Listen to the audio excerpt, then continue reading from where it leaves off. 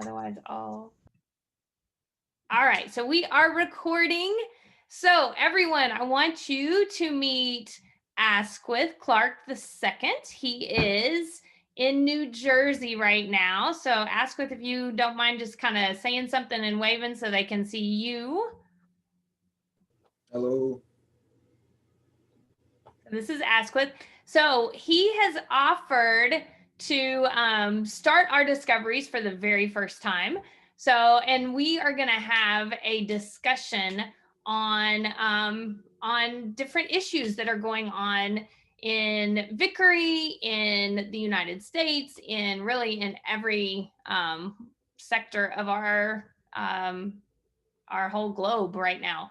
So I'm going to let him just kind of introduce, because he's done this before and he's been on panels before and everything like this. So I'm going to turn it over to you, Asquith, and just let you guys, or let you kind of guide the conversation and tell us what we need to do. All right, awesome.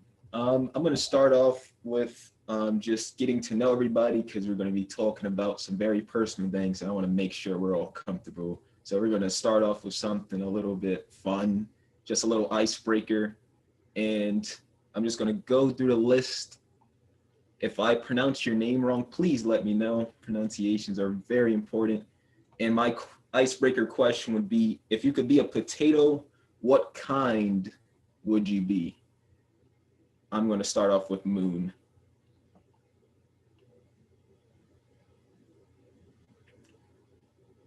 Oh, no Moon. All right. Okay, this is hard because all potatoes are good. I think I'm gonna have to go with just the regular fries, the French fries, because I think everyone loves French fries. Absolutely. Do I Good popcorn it off choice. to the next person? Yes, that would be awesome. Okay, Ruby, would you like to go next? This is actually hard, but I think I go with the waffle fries because I love the Chick-fil-A fries. I'm gonna send it to Daisy. For me, I would have to say the tater tots. And I'm going to pass it down to Carla.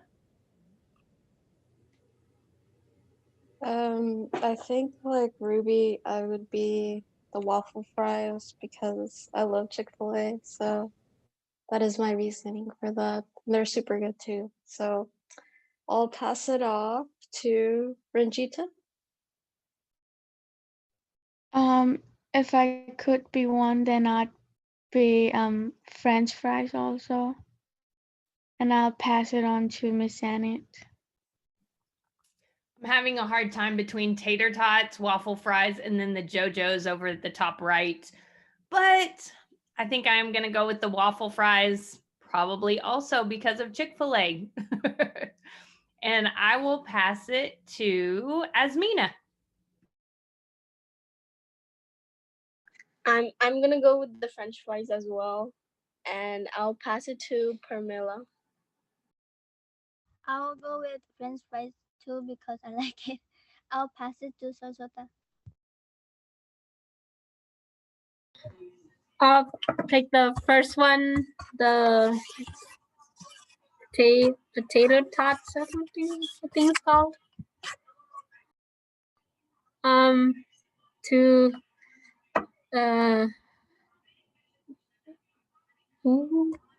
wait, I don't see anything.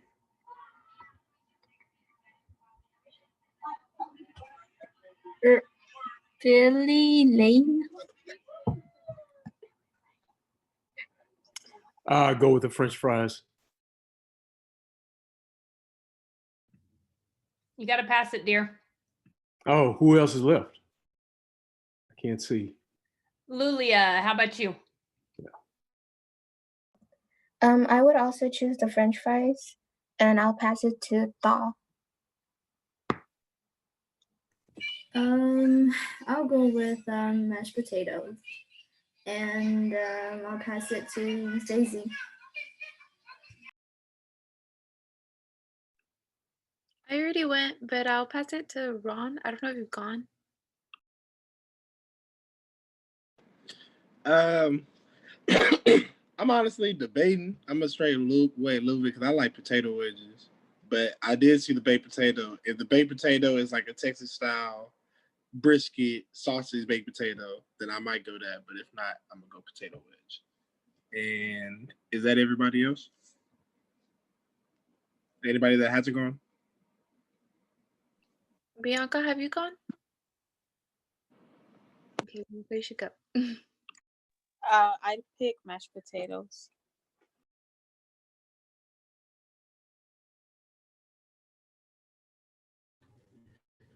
All right, has everyone gone yet?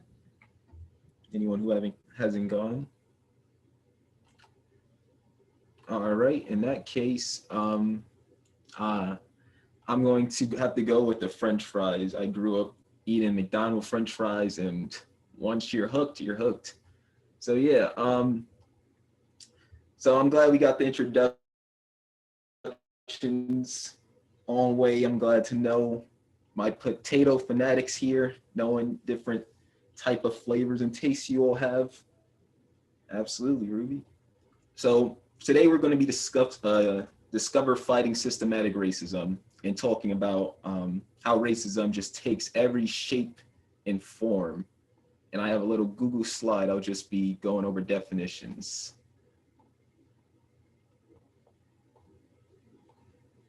All right. Can everyone see okay? Yes. Awesome.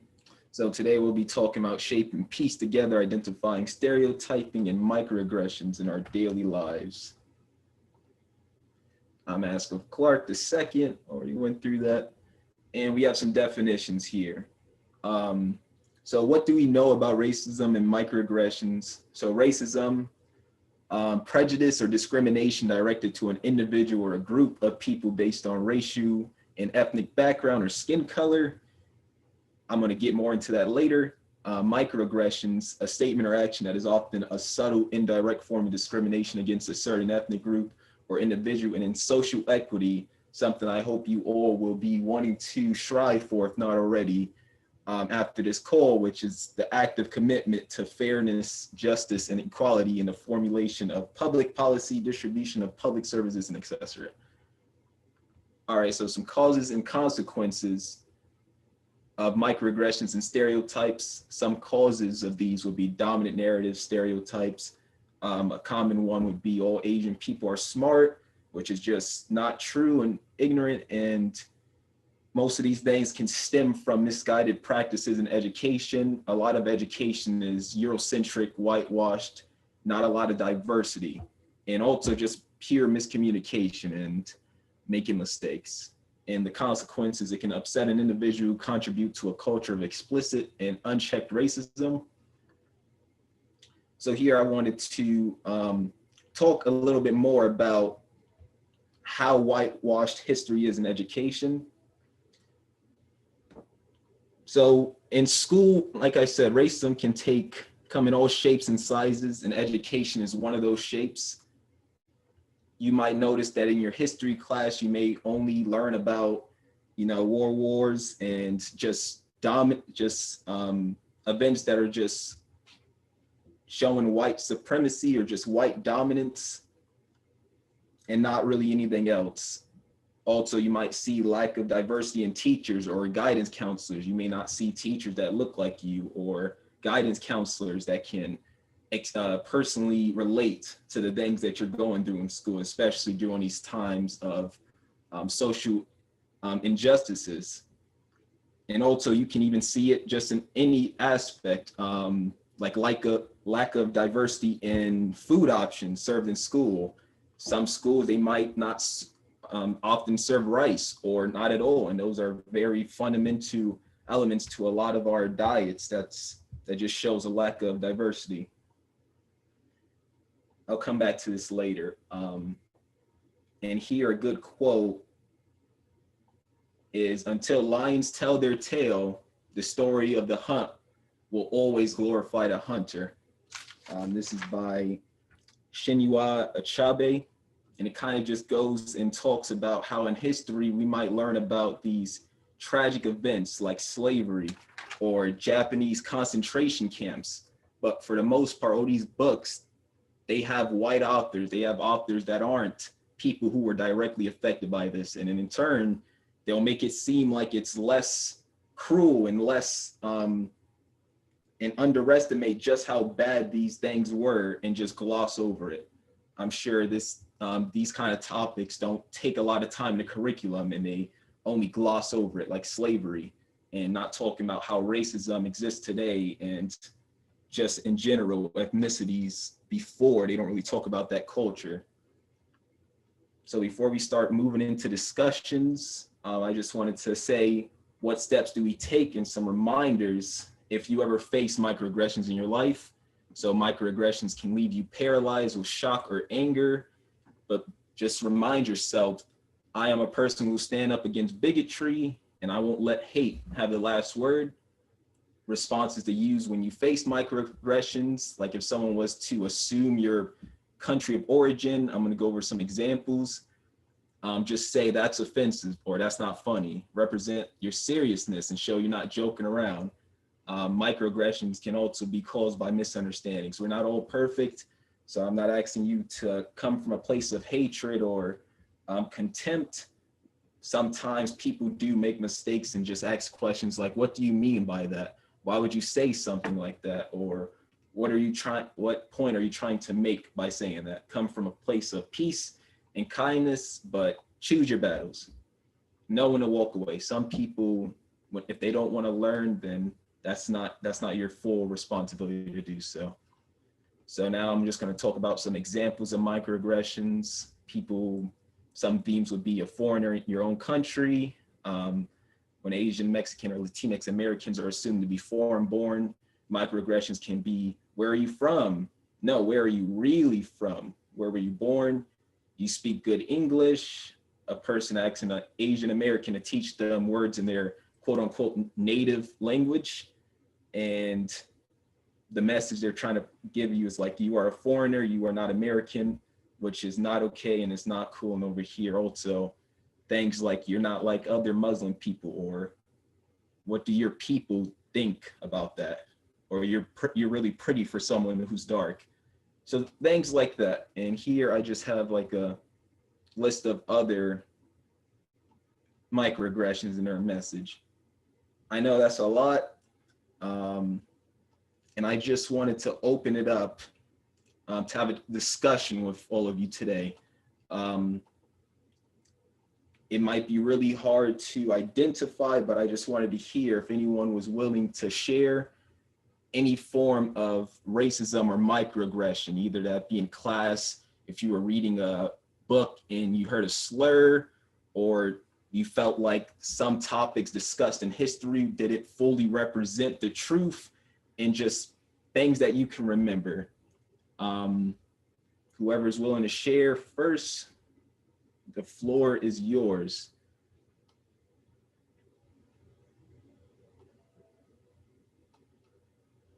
I don't mind going. This past semester, when I was at school, I took a intro to sociology class, and I think I was one of 2 Asian students in there, and the topic of I guess cultures came into conversation, and my teacher asked me like, hey, I know you're not Korean, but can you speak for the Asian community and tell us like how a certain thing, like how do you guys see a certain thing?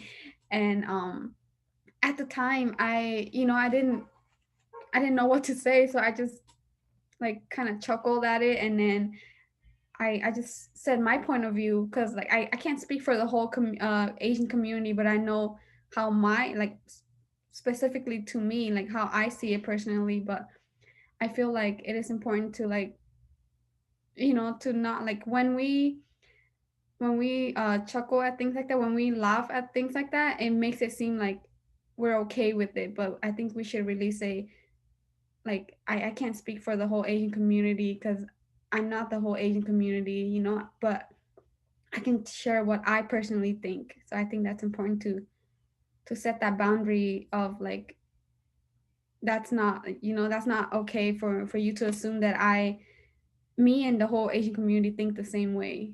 So I think that's a microaggression that happens a lot, and then a lot of time we don't know how to react to it. Absolutely. Thank you so much for sharing. Too many times people make those assumptions either for ethnicity and just those dominant narratives and those single stories that just at first it comes to you and you might chuckle it off because it just takes you off guard and you just give the person a benefit of the doubt that they didn't mean it that way, but it just really does linger with you. And it's so important to make sure that we're saying our truths, and it's okay to be uncomfortable. It's okay. If you feel something is wrong, make sure that you speak up about it. Personally, I think one of my experiences, I'm sure everyone probably heard of this growing up. I think one of the biggest racist acts that I've seen that makes me so passionate about wanting to change how history is taught is growing up thinking that Christopher Columbus was a hero, and how even on Monday, some schools are probably still being closed to celebrate him.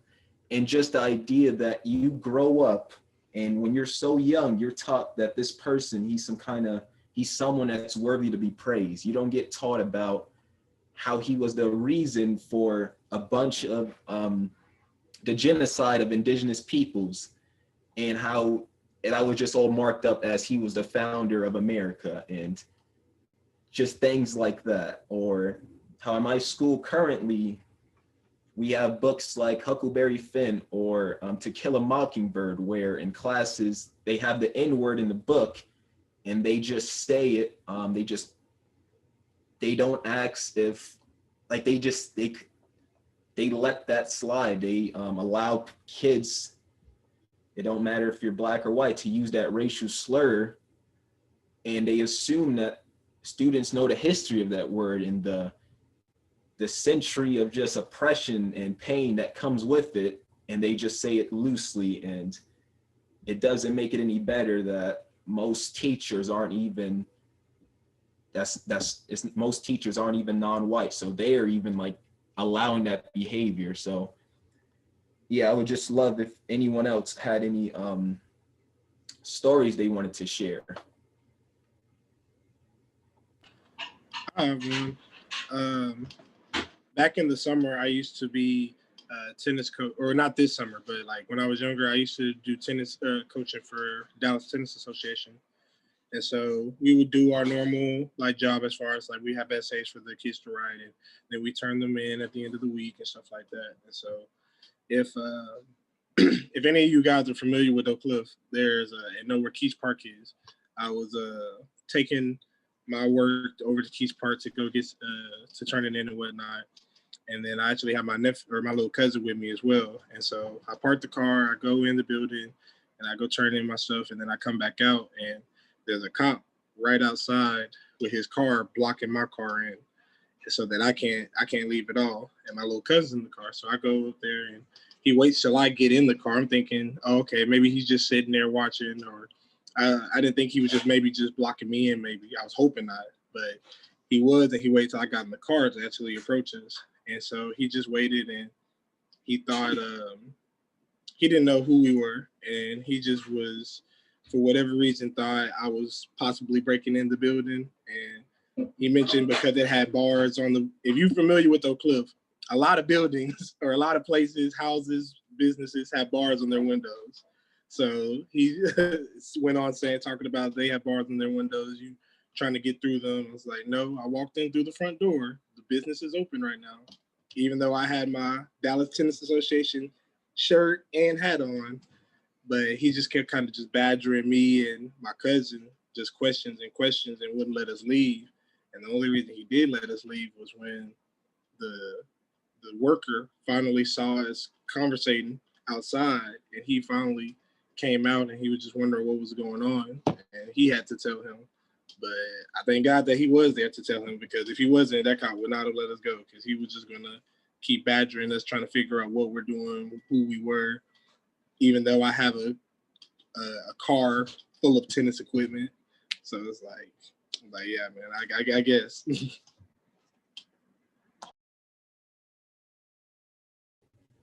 Absolutely. It's sad how people, non-white people who have to, like this just police in general, just this time with George Floyd, Breonna Taylor, knowing that those cops are, you know, getting left off the hook for murdering people, and just how growing up, you have to have that talk with your parents saying not to challenge police, not to stay away from them, make sure, because for this racist reason in this country, it just seems like the police justice, they just seem to take it into their hands to take away our lives for little reasons, do anything to cause a disturbance. And yeah, it's not fair. And I'm glad you spoke up about that.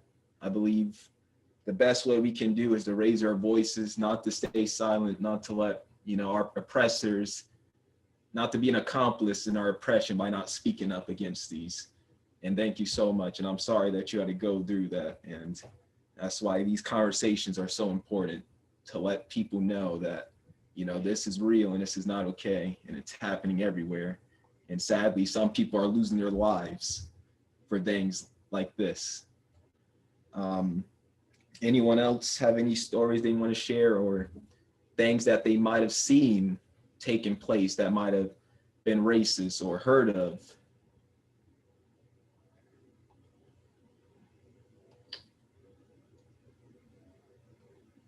I can go, but I do want to hear from some of our scholars, because scholars, I know that you guys have had some stuff, and this may be triggering some thoughts. But one of the thoughts that I had when I think when Moo was talking, that it made me think of, last year I took scholars to an event that was Black men in white coats. And it was, just this amazing event where and it wasn't just Black men, it was Black men and women who had become doctors. And so everybody had white coats on and everything, that all these doctors had white coats on, but the event was primarily for, to kind of encourage Black men and women, young men and women, to become doctors and to stay on that path. And so when we got there, there was one lady who I guess had maybe coordinated the event, and she was a white lady. And I somehow, I guess when I checked all of us in, I think I had heard her name before or something. So I introduced myself.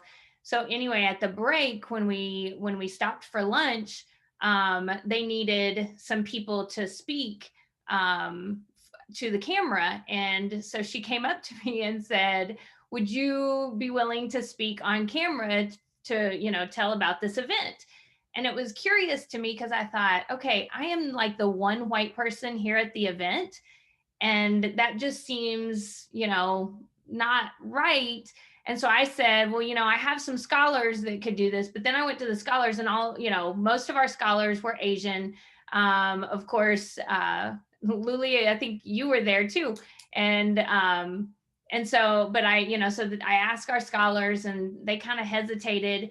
And I was really, really proud of them, though, because they said, but that's not about us. And it's not that it wasn't about them, because the event was for anybody, but they were right, because the event was primarily it was Black men in white coats to encourage African Americans to continue on that path and to be in that path of becoming a doctor. And so, I had a hard time with figuring out what do you do? Kind of, I guess what reminded me of it was when you said you kind of laughed and kind of went on. I kind of go, okay. And I try to redirect the best way I can, but sometimes I'm such a loss. What do you do with that? But I was so proud of the scholars, because you guys said, the scholars that were with me said, we don't feel comfortable with that because that's not about us. So I was able to go back to that lady and say, we think you should probably choose somebody who's African American.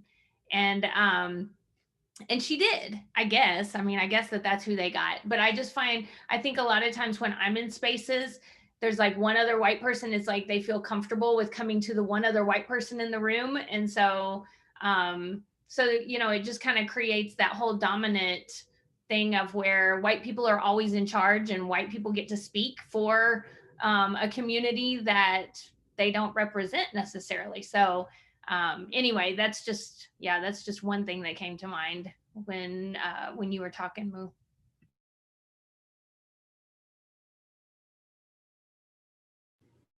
Absolutely. It's a sad thing to see. Very much so. I can, if no one else still has any stories to share, I can share another one. When I coming to New Jersey, this New Jersey isn't where I originally came from. I'm from Brooklyn, and I've moved 3 times. In Brooklyn, I spent most of my life. When my dad passed, that's when I moved to New Jersey.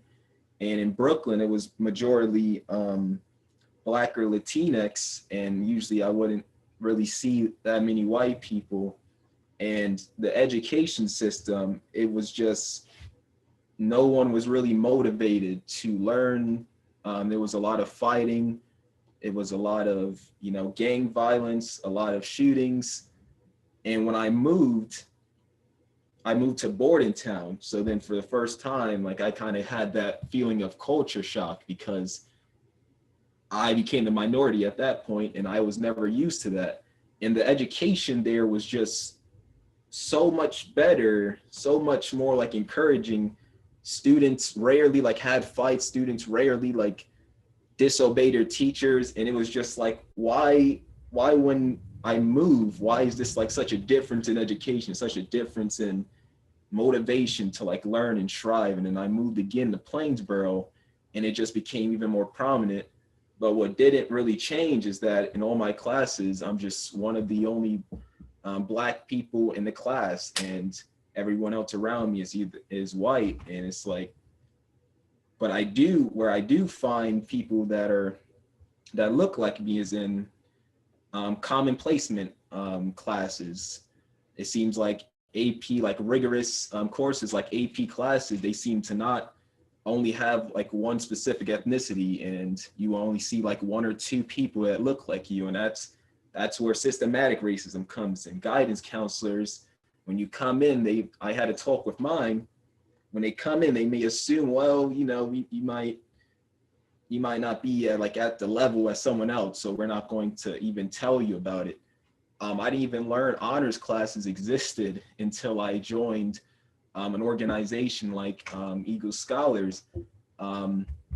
It's similar to this program, and it's just, without programs like these, a lot of people won't be having an opportunity, won't have the rigor, not have the understanding that these are like real issues.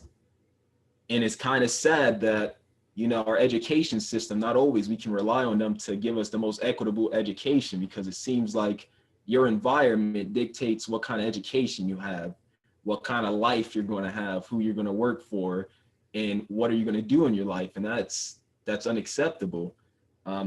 I told you about Christopher Columbus and that lie. There's so many things in our history that we don't even know about. I like to say, the more you know, the more you don't know. I don't think I've ever read about a Black author until I joined an organization outside of my school.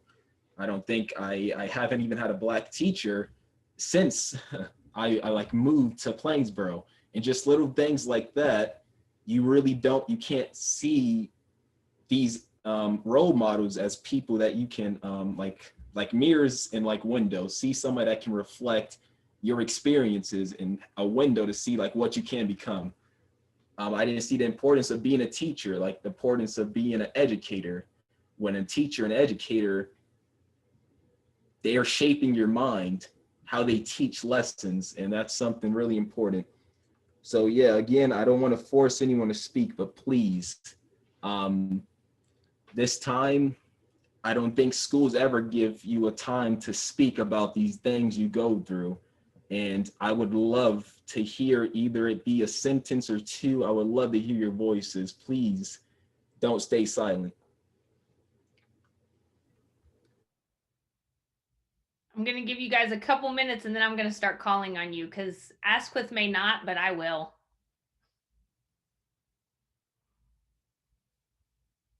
I can go. Thank you, Asmina.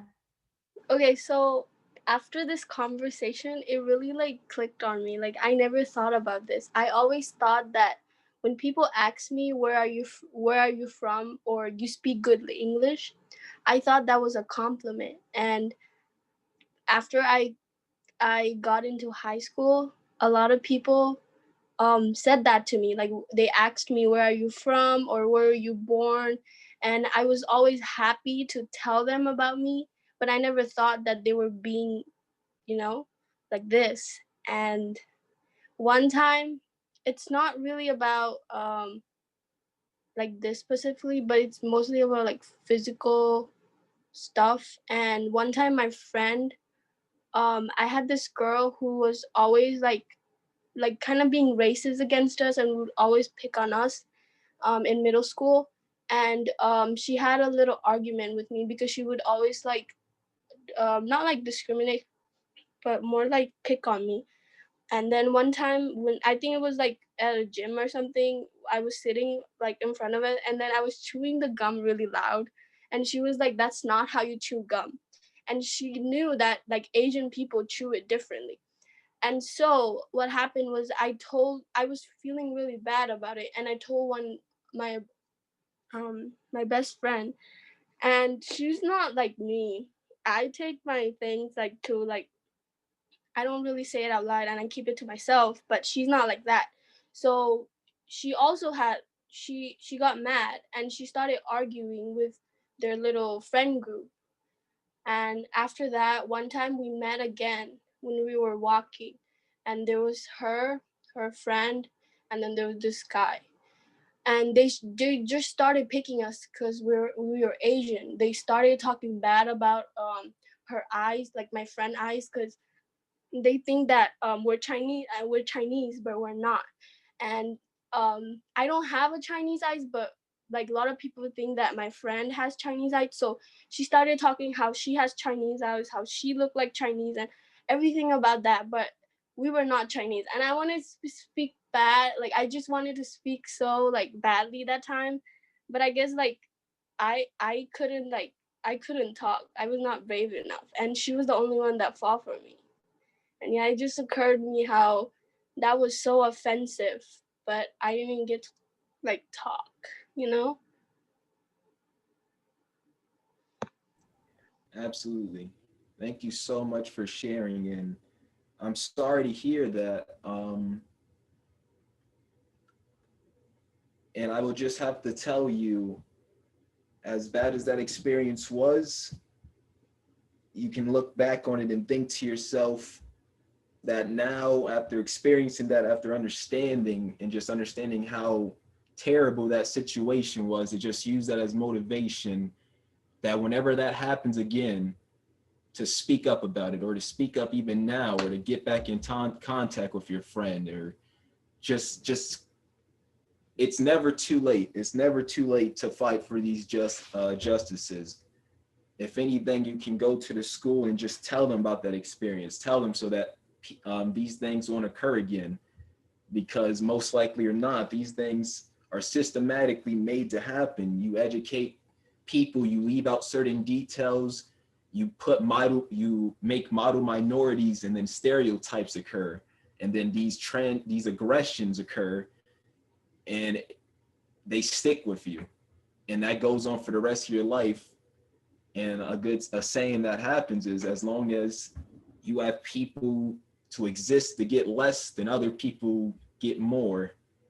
And that's just how the cruel world is. And you got to just make sure that you're advocating your voice, standing up. And I would just make sure that you're doing everything you can to, get your truth out there, because speaking is the first step in changing. So yeah, thank you again so much for sharing. Anybody else have any experiences or stories you're comfortable sharing? Or just how you're feeling about this in general?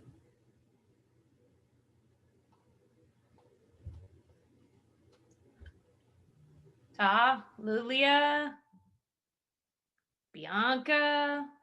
Um, Sarasota, your camera's off, so I feel like you can probably speak with your camera off. Go ahead, whoever spoke.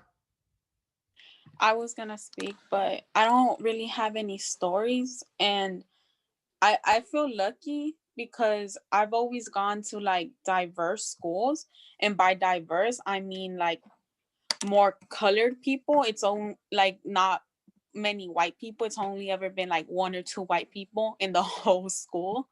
So I've never, and all my teachers have always been diverse also. So I've never really had to deal with racism. So to me, it's a big problem and I hear about it all the time, but I've never had to deal with it. So I feel lucky for that. So I don't have any experience to share.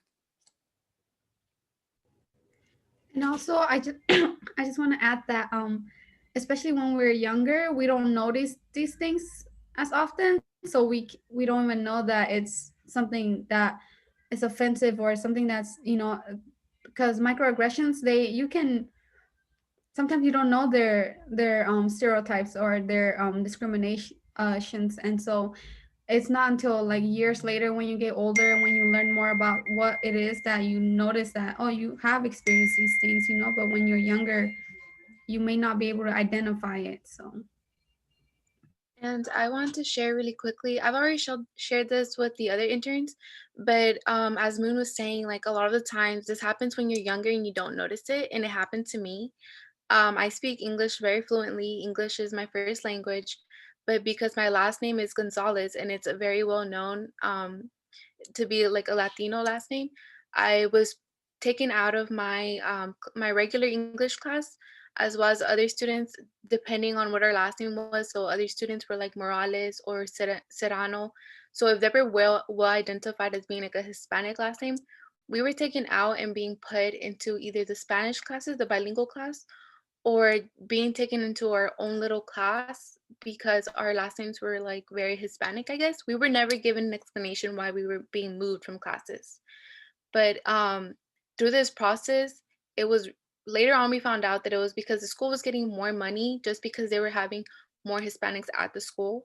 And our teachers that we had also worked in the office. So a lot of the times the teachers would leave us and we were in the classroom just playing games on the computer. And to us at that age, it was like, oh, it's cool. We just have a lot of free time. But it wasn't until the following year, I believe it was my 3rd grade year already. We didn't know how to multiply. We didn't know how to do a lot of things. And it was because nobody was teaching us. We were basically abandoned and we were just placed into a classroom just because of our last names. And the school was benefiting, but they weren't realizing how much they were hurting us. But lucky for us, the 3rd grade teachers, they knew what was going on and they knew like which kids were the ones that were kind of behind because of this whole situation. And they didn't like leave us like just there to like figure it out. They worked with us more to get us to catch up. And luckily we were able to catch up and even like surpass like everyone else. But that was an issue for like a long time. And also they would make us take like ESL tests just to make, I don't even think they really graded it. It was just to say like, oh, they took it. These are how many students are taking this test to see how much money the school would get. And it became such a big issue that a lot of the parents were coming down to the school to talk about it. And the principal even got fired for this. So we were lucky enough to get enough parents to speak up on what was going on because we were all struggling at first at the beginning of the school year. And that's when everybody was realizing like, you know, what happened to these students? Why are they at such a disadvantage compared to everyone else? But that was something like I had to experience at a young age. And for a while, I hated like my last name as well because it was like I was being pointed out just for my last name. But that was like my experience at 2nd grade, I believe it was. But it was also an issue since probably kinder because they tried to put me in a Spanish class as well because of my last name. And I remember crying to my mom and I was like, I don't know how to read Spanish. How am I going to do this? And I was getting picked on by the other students because I wasn't speaking in Spanish. And I was trying to tell the teacher that, and the teacher wouldn't listen to me. She would tell me, speak to me in Spanish or I'm not going to listen to you. So I was getting bullied for a long time. Um, and I was just so lucky to have my mom to speak up for me and go down to school and make sure like everything was straightened out. but my mom was always having to go to the school and fight for me, which I believe, like, in a school that's so diverse, like, why did I have to get separated just so the school can have more money? And that was like an issue I had with the school for like a while. But that was my experience I had at a young age. I think, Daisy, too, I'm glad that your mom was willing to speak out and do that, because one thing that I've run into is that when people, like, whether it's, I mean, a lot of times even adults, like I've had adults come to me and say, tell me stuff that's going on in the school that they feel like is happening to their kids. But they question themselves because the people at the school have questioned them, like, no, that's not really real. And they're like, okay, I feel like this is real. And I have to, I'm like reiterating to them, yes, you are, it is real, this is happening. And sometimes I can't remember what had happened. It was African-American parents who had some little girls in elementary, and I can't remember what had happened. But what they said, I was like, no, there are actually real studies about that. And that happens. And they were like, oh, I just thought that it was us because the school didn't listen. Or like there was one Hispanic mom who came to me and said, they're telling my daughter that she should just go into like a trade school because that's the best she can do. Why are they telling her that? And I said, because she's Hispanic, and that's what they tell people who are Hispanic or African-American, like, oh, well, you need to go to a trade school because, you obviously couldn't, they don't say you obviously can't do college, but that's what they imply. And she was like, you know what? She said, I thought that was the case because that's what they told me when I was in high school. And so we kind of helped her figure out, how to help her daughter get into college. But I think that does happen. And I think another example too was yesterday, I went into Walmart, and this is a little bit different than that, but I went into Walmart and the Walmart card didn't work, like the gift card. And I know a lot of scholars have come back to me and said the gift cards that they get, for the, working for Eagle Scholars and stuff don't always work. And when they get to the store and it doesn't work, then the people question them, like, where did you get this? Does it really even have any money? Did you take this from somebody or something like that? And they feel weird about, like, okay, I thought it had money. And they'll come back to me and say, Miss Janet, there's no money on this card. And there is, but I had to sit in Walmart for 30 minutes last night, just, waiting because the first person would not, kept swiping my card and was like, it's not working. And I thought, I'm not going away because I know that there's like $40 on this card. And so I just stood there, but it took a lot of time. And I think how many people like walk away because they're tired, they just think, I don't want to be accused of stealing this card because I know I didn't. And so instead of, feeling really awkward and everybody accusing them and stuff, they don't get, like they can't redeem their money that is actually their money, or they can't, get their child a college education, which they actually, deserve to be able to do. So, I mean, I'm really glad that your mom did speak out, and I think that that's challenging for a lot of people. And so I hope, just even in this conversation with as many people are on here, I hope that, like Azmina, I hope that this does encourage you to say, no, that's not right. And I know what I feel, and what I feel is valid. And so I need to speak out on that, or I can speak out on that because that's my right to speak out because it's me, it's my feelings. Oh man, I'm speechless. Yes, Daisy, thank you so much for sharing about that. And I'm glad that you were able to catch up because that's appalling to hear. And it's appalling to think that some people weren't fortunate enough to speak up about it, and they're spend their lives always behind and because of those kind of actions. And the sick thing about it is that thing is even happening today. Board of Education meetings. I don't know how many of you sit on that. I mean, sit in those meetings, but those kind of meetings and those board members, they're determining what kind of education you're having.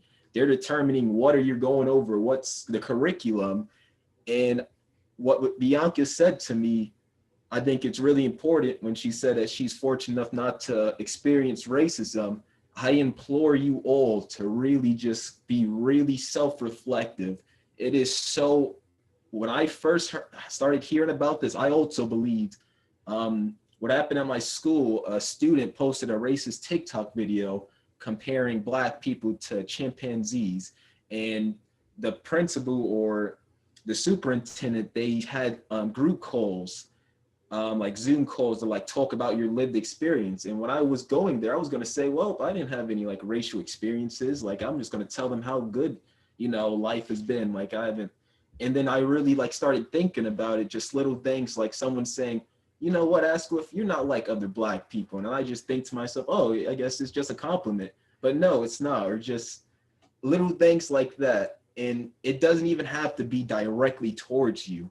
You can look at your curriculum, think to yourself, when was the last time you've heard an author who's Latinx, or heard an Asian author, or heard perspective about history that isn't Eurocentric, or isn't from America, or isn't from a white person's perspective?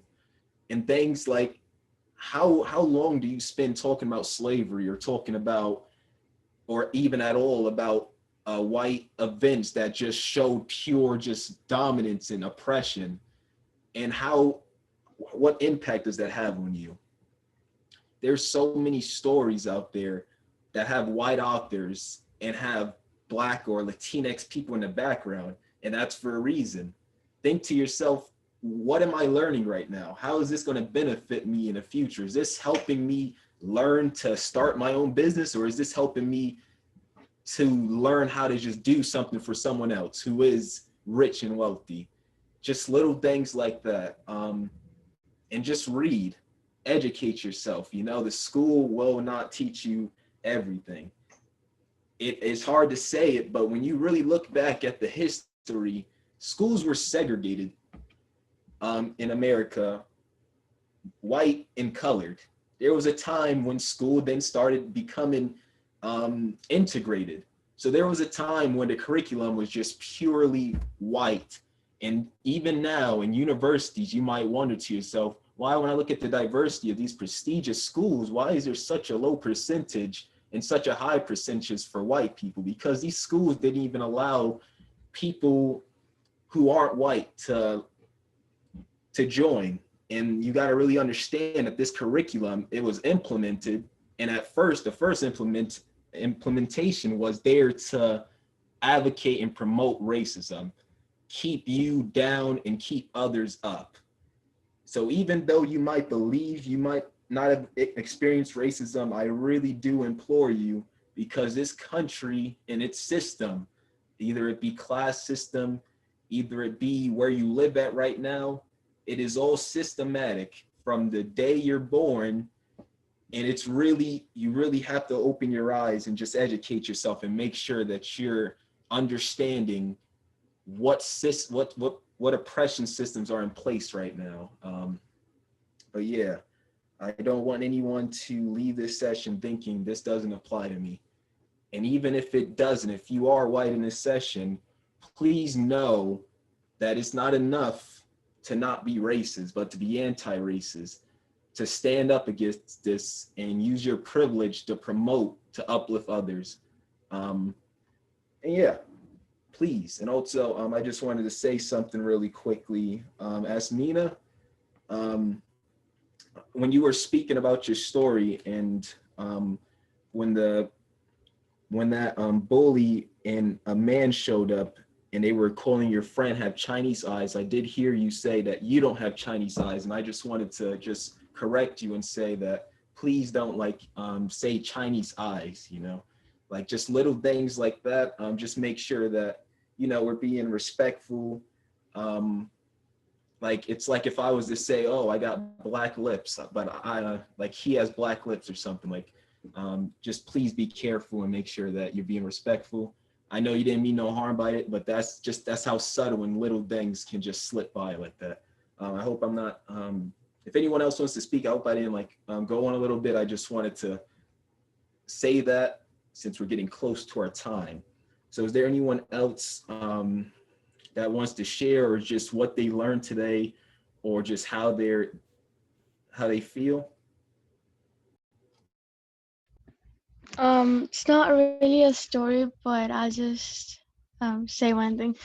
So, you know, when we usually think of Asia, we usually think of the Southeast, I mean, East Asia, like countries like China, Japan, and Korea.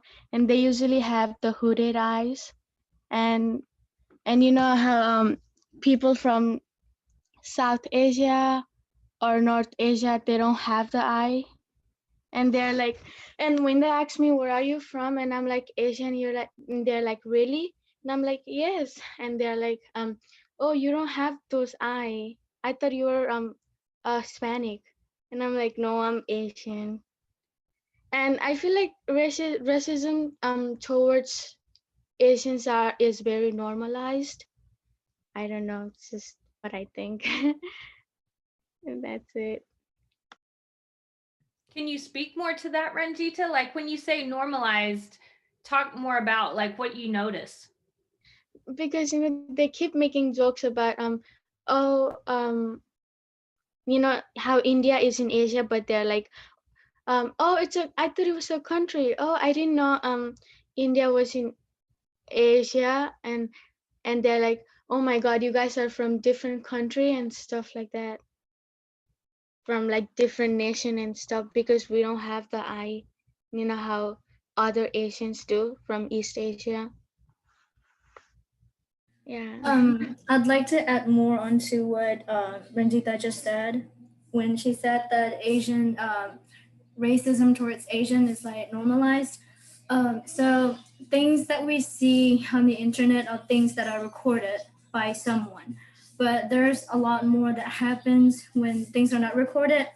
For example, like in school, right? We how do I say this? So we get a lot of criticisms and joke about our appearance, our Asian looking appearance. And then things get so repeated. Like at first we felt weird, but then when those comments keep on coming for like multiple times, we get kind of used to it, to the point where we even joke about it like ourselves. So I think that's how like racism is normalized with Asians' appearance specifically. Yeah, and that's adding to Ranjita. So here's my story. So when I was in, okay, what I'm trying to say is, okay, let me collect my thoughts. Okay, so when I was in 8th grade, I got called racist slurs by another racially minority. She's not really my friend, but you know, in one class. So, and then she called me that, and then I got upset because that was my first time ever encountering racism. And then somehow I told the teacher, and then the teacher didn't do anything. And then my friends knew that I was upset, so they told the counselor, I believe, and he was Mr. Bentley, and he did something, and then he made the other girl apologize for what she said, and that was how things resolved. And second time, it was in Spanish class. I was in, I think, sophomore, right? Yeah. And then another friend, he's not really my friend though, he called me again, you know, Asian looking, and then ASS, and then you know, small eyes and things like that. And then I got upset again. I cried, and then I went to the counselor, and then yeah, things got solved. So that's my story with the racism. And another thing that I want to talk about is how systemic racism is really a big thing. So a few months ago, I wrote about how I felt that it's necessary that our African Americans are looting and burning stuff in Minnesota. I wrote about that, and then I got a lot of concern and, like, you know, talk from other people that read what I wrote on Facebook. And then one of the person was someone who was really supportive of used to be someone really supportive of my decisions, education-wise. And then he came to me, and then we were talking about how he doesn't believe in that. And I told him how that's something necessary, you know, to bring a social change. And then, so I feel like he was, so when I was telling him that, you see, because they're doing it because of the brutality, police brutality against the African American people. And then he picked an example on Breonna Taylor and how the police were right. And then I was kind of speechless and kind of shocked that he think that way, because, you know, from my point, she was just sleeping, you know, on the bed, and then people just broke in and shoot her, not just one time or two times, but 8 times. And that's just wrong, you know. And then I couldn't say anything because I was shocked and like disbelief. So yeah, I think that's how systemic racism has played in people's life like that, and it's really hard. So after that talk, we kind of, you know, fall back from that kind of relationship. So we're not friends anymore, but I'm glad that I had to talk with him. And Ta, I think it is important to say that that was a teacher, a history teacher. I know you're being really good about not calling that out, but that was a history teacher. Yep, from my middle school.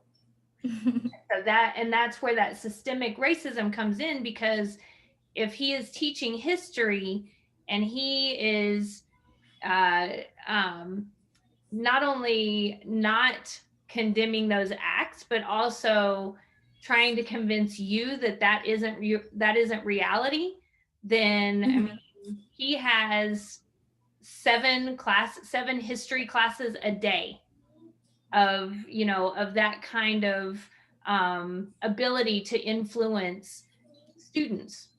And that's per year. I mean, he's been a teacher for a long time. Yep. And just so you know too, and I know I told you this already, but to everybody on here, if anybody saw Ta's post, it was very beautifully written. And Ta, just so you know, again, I am so extremely proud of you, the way you handled that, because you were I mean, just the post in the beginning was beautiful, but even the way you interacted with the comments that people, you know, gave back, including his, was very well done. And I commend you a lot for the courage that it took to do that and the way you did that. Mm-hmm.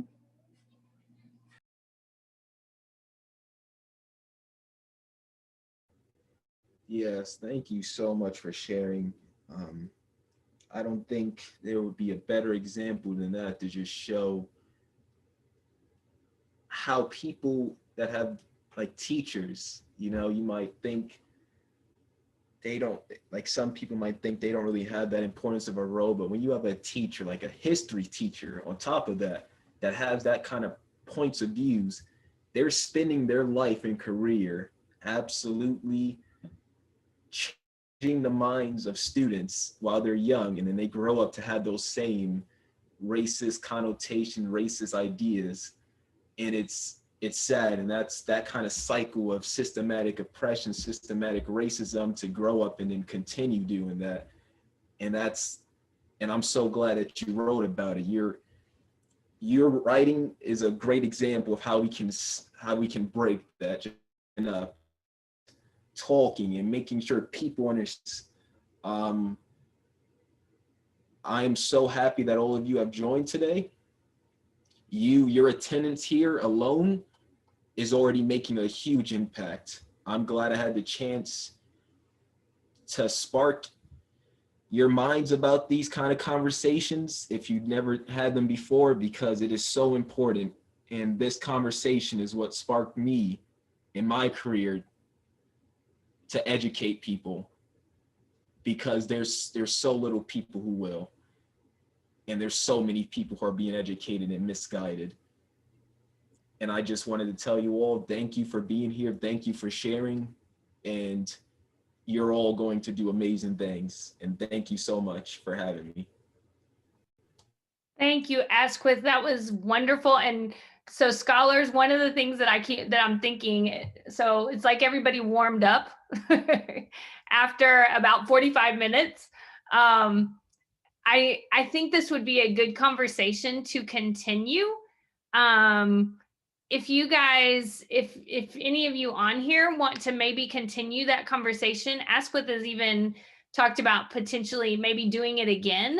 And so I kind of wonder if maybe we could do, now that you guys have warmed up a little bit and know him, and and could kind of create that dialogue, maybe from the beginning next time even, so that it kind of goes on. Maybe we could invite more scholars to join and then kind of get them involved in this conversation, because I do see that this is an extremely important conversation that we need to have and continue.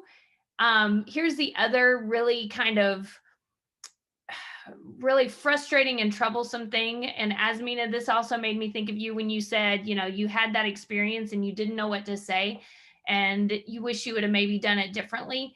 The really bad thing about that is you're going to have the chance to say that again, because it's going to happen again. I was reading through some of my writing that I wrote like 15 years ago when I was in grad school, and it was all on systemic racism. And I was rereading that, and the really just discouraging thing was everything that I wrote 15 years ago still applies today. Like I could publish it today and none of that would look any different. And that's really an unfortunate part of our society. So yeah, the more conversations we can have now, the better, so that we can kind of, hopefully move that conversation forward, at least within us, so that we can go out and become the people and be the people in that public eye, that say the things like Todd did, and make sure that those make sure those messages are getting out there, just like the same messages that are getting out there to convince us or try to convince us that we don't know what we're talking about. So yeah, if you guys are interested in continuing the conversation, then let me know and we can reach out and ask with, maybe we might just go ahead and schedule something and just see what happens. We could kind of follow up on it and do some more stuff. But yeah, I think your voices, you guys know this, your voice matters, period. And so we need to make sure that we have, that we're constantly reinforcing that. So I know we're over time, but I really appreciate you guys opening up at the end and speaking your truth, because your truth matters and your truth is important. And I think I saw Asquith had put his email in there. So if you guys are interested in contacting him and maybe having that dialogue more, I know that he also speaks on panels. And so some of those panels are on YouTube. So Asquith, you may want to, share some of those links or whatever, if you guys wanted to watch more about that, and just have more information about that as well. So thank you guys so much for being here this morning on a Saturday morning and having the conversation and learning. And yeah, so keep coming. There is a discovery on Tuesday that's Discover Empathy at 6 o'clock. And there's one on Wednesday that is Discover Volunteering at 6 o'clock as well. So, and we definitely need more scholars in that. So if you guys can encourage your fellow scholars and maybe go yourself, make sure and sign up on the Facebook page or talk with your intern if you don't have Facebook. So thank you guys. Have a great, there's the link. Go click on Asquith's link and see the panel. So you guys have a great rest of your weekend. As I told you, I will be on vacation until Wednesday. So I will see you again on Thursday. You guys are awesome. Thank you. Have a great rest of your day. You too. Thank you, Bianca.